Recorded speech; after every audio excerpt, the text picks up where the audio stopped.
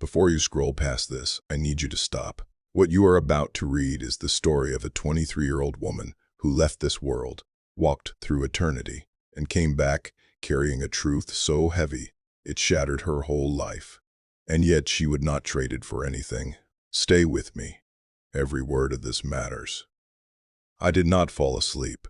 I did not dream. One moment I was on that bed and the next I was above it, looking down at my own body perfectly still. My mouth slightly open, my arms limp. My mother was already shaking my shoulders, slapping my face gently, calling my name. But I could not go back. Something had already separated me from that body, like a hand lifting a glove from a table. I was 23 years old when I died. Not nearly died, not almost died. I died. The machines confirmed it. The doctor stepped back. And what happened on the other side is something I have spent 3 years trying to find words for. What I saw before they brought me back changed everything I believed about God, about death, and about the price a person pays for choosing truth. Drop a comment right now and tell me where you are watching or reading from. Whether you are in Lagos or London, Nairobi or New York. I want us to connect as a family and pray for one another. You are not alone. My name is Amara Yusuf. I was born in Kano, northern Nigeria, in a home that smelled of ginger tea and old, leather-bound books. My father was a respected Islamic scholar, a gentle man with kind eyes. My mother was the warmest woman I have ever known. We were a deeply religious household. From the age of 4, I was taught to recite Arabic prayers with careful precision. Every dawn, I was already on my prayer mat. I fasted every Ramadan, wore my hijab with pride, memorized long passages of holy text, and recited them at family gatherings while the elders nodded with approval. But beneath all of this, there was a quiet emptiness I could never explain. I prayed 5 times a day, and yet something inside me felt like a room with no windows.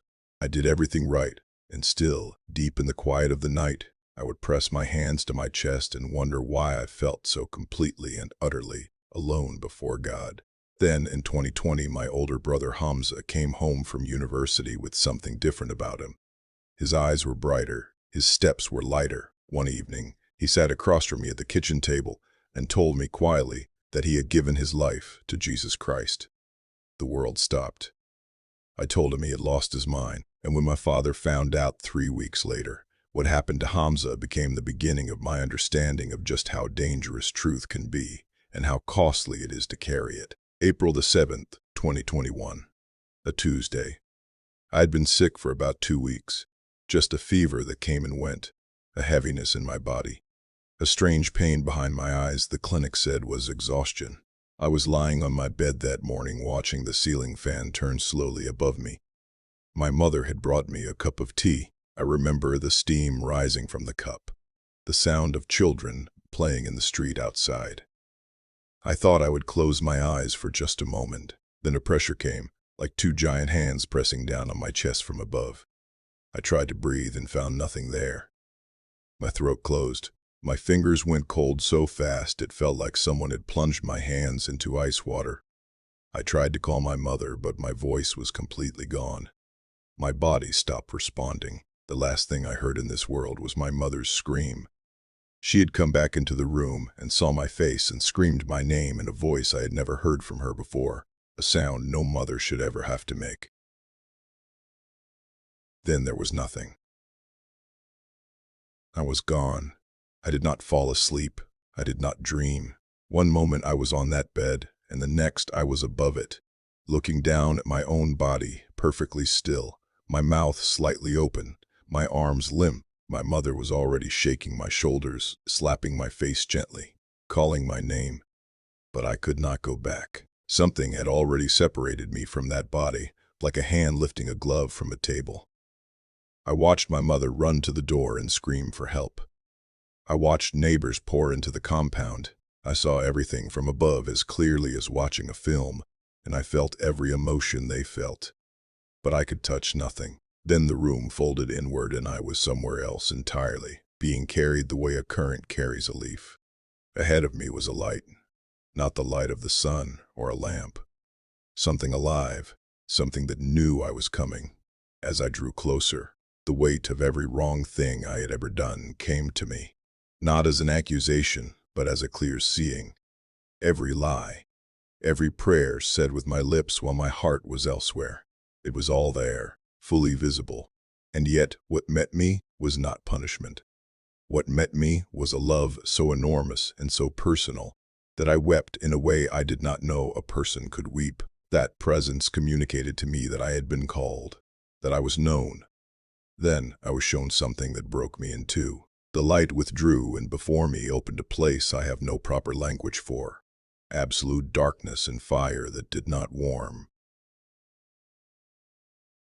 The fire rose from cracks in a ground that pulsed like something alive. The smell was the complete absence of anything good, as though every wholesome thing had been burned away, leaving only the ash of despair. And in that place were people. Thousands, broken, hollow, screaming people who had once been full of life and hope, just like you and me. One woman crawled on her knees, clutching prayer beads, reciting words over and over, her hands bleeding, but nothing answered. The beads burned into her palms, and still she would not let them go. These were not evil people. They had been devoted people, but they had never truly known the one who created them. Some of those souls turned and looked directly at me. Their faces were the most painful thing I have ever seen, not because they were frightening, because they were desperate. In their eyes I could read one single shattering message. Why did no one tell us the truth while there was still time?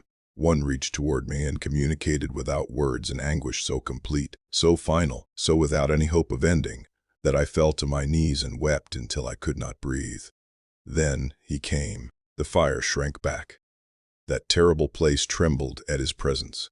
He wore a white that was not a color, but a living thing, and when he turned to look at me, I saw in his eyes something that destroyed every argument I had ever heard. Pure, specific, personal love. The kind that knows your name and every day of your life and chooses you anyway. He showed me his hands. On each palm was a scar, deep, real, permanent, and in that moment he communicated to me without a single spoken word everything I needed to know.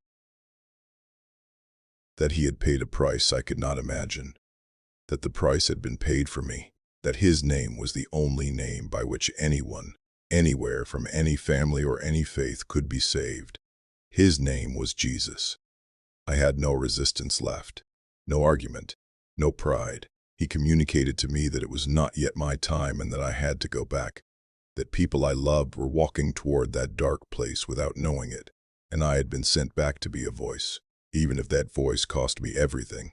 Then the light closed around me and I fell fast, falling back through everything, until pain exploded in my chest, and I gasped and opened my eyes, and my mother's face was the first thing I saw, wet with tears, calling my name. I need you to sit with me for this part, because this is the part that proves what I found is real and worth every single thing it cost.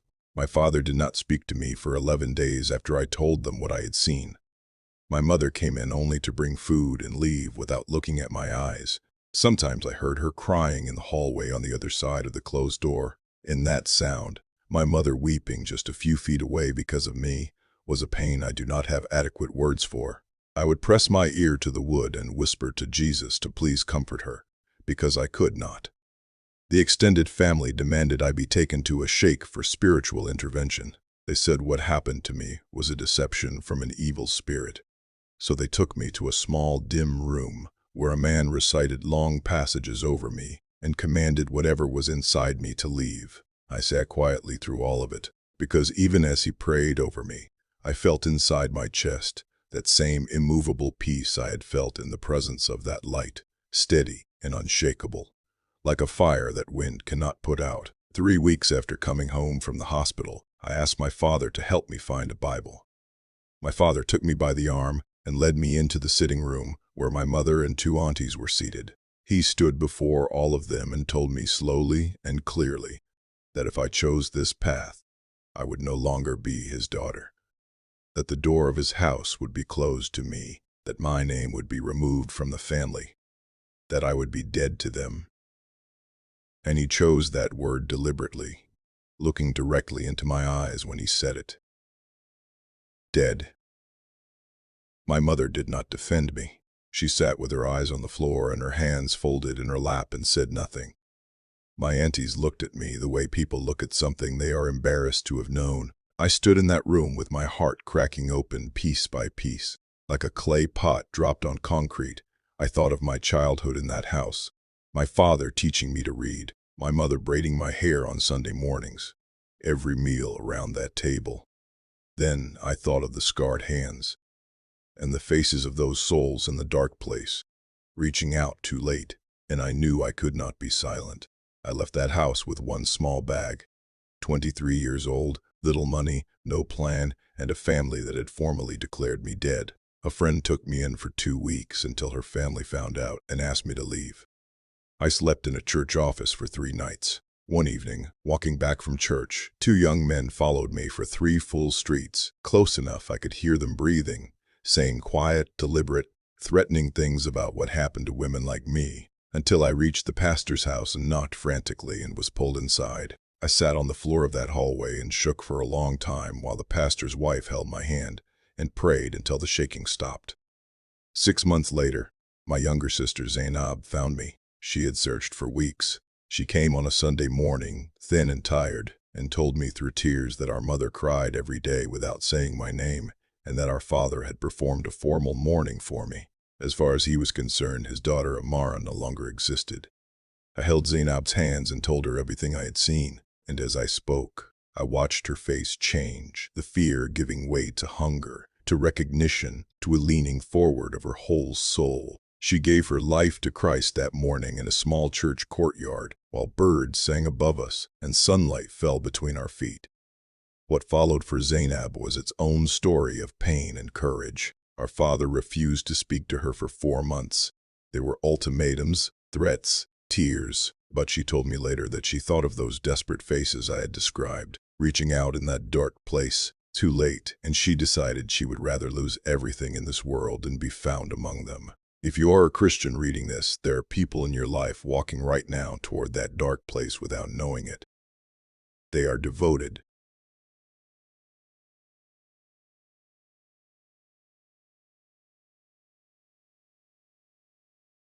but they have never truly met the one who made them.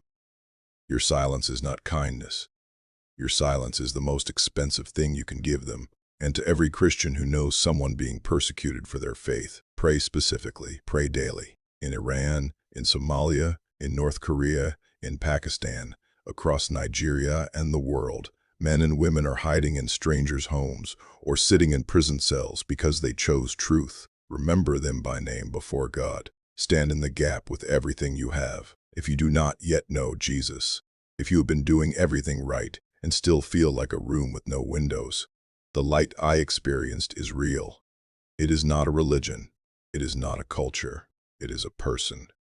And he is looking for you right now, just as he found me. You do not need to be worthy. You only need to be willing. Pray this right now, not as a ritual, but as one honest soul speaking to a living God. Jesus, I do not know everything, but I know I need you. I believe you are real. I believe you died for me and rose again. I am sorry for every wrong I have done. I turn away from everything false and I choose you. Come into my life. Forgive me. Lead me. Lead me. From this moment, I am yours. Amen. If you prayed that, you are no longer alone. Reach out to a local church. Tell someone. Do not carry this new life in silence. Share this with someone who needs it today. Not because it is content, but because someone's eternity may depend on your courage to send one message. Write in the comments, I choose the light, and tell us where you are watching from so we can pray for one another across every border and every ocean. Subscribe, share, and remember, eternity does not begin when you die. Eternity begins the moment you choose.